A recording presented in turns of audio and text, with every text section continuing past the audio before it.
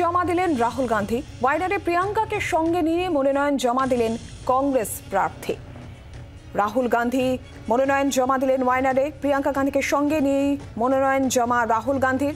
আরো বিস্তারিতভাবে এই বিষয়ে জানবো। রাজীব চক্রবর্তী টেলিফোন লাইনে রয়েছেন প্রতিনিধি। রাজীব, দেখো, কেরলের ওয়েনার থেকে এবারও নির্বাচনে লড়ছেন কংগ্রেস নেতা রাহুল গান্ধী এবং তিনি আজ নমিনেশন ফাইল করলেন।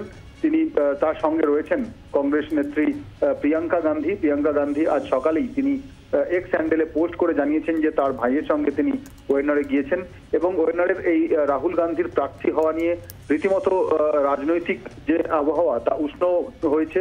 তার কারণ সেখানে লড়াইটা সিপিআই এর সঙ্গে রাহুল গান্ধীর। সিপিআই এর তরফে সেখানে প্রার্থী হচ্ছেন সিপিআই এর সর্বভারতীয় সাধারণ সম্পাদক ডি রাজার কন্যা এবং সেখানে অ্যানি রাজা প্রার্থী হচ্ছেন।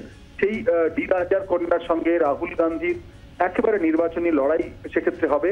একদিকে যখন ইন্ডিয়া জোট আসন ভাগাভাগি করেছে, একদিকে যখন রামলীলা ময়দানে দেখা যাচ্ছে রাহুল গান্ধী প্রিয়াঙ্কা গান্ধীদের সঙ্গে কথা বলছেন, ডি রাজা তাদের পাশের চেয়ারে বসে রয়েছেন।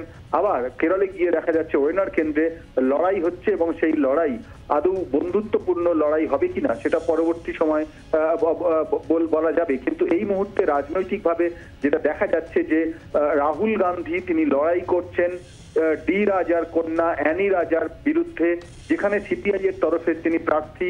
ওয়েনার থেকে গতবারও তিনি নির্বাচনে লড়েছিলেন, এবারেও তিনি নির্বাচনে লড়ছেন। আজকে মনোনয়ন পত্র পেশ করলেন, কিন্তু সেই লড়াইটি একটি গুরুত্বপূর্ণ হয়ে উঠছে। তার কারণ সেখানে ইন্ডিয়া জোটের শরিক দল সিপিআই এর সর্বভারতীয় সাধারণ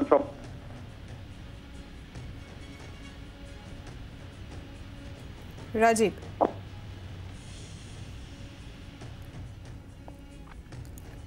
রাজীব চক্রবর্তী ছিলেন টেলিফোন লাইনে আমাদের প্রতিনিধি। মনোনয়ন জমা দিয়েছেন রাহুল গান্ধী। ওয়াইনার থেকেই প্রিয়াঙ্কা গান্ধীকে সঙ্গে নিয়ে মনোনয়ন জমা দিলেন কংগ্রেস প্রার্থী।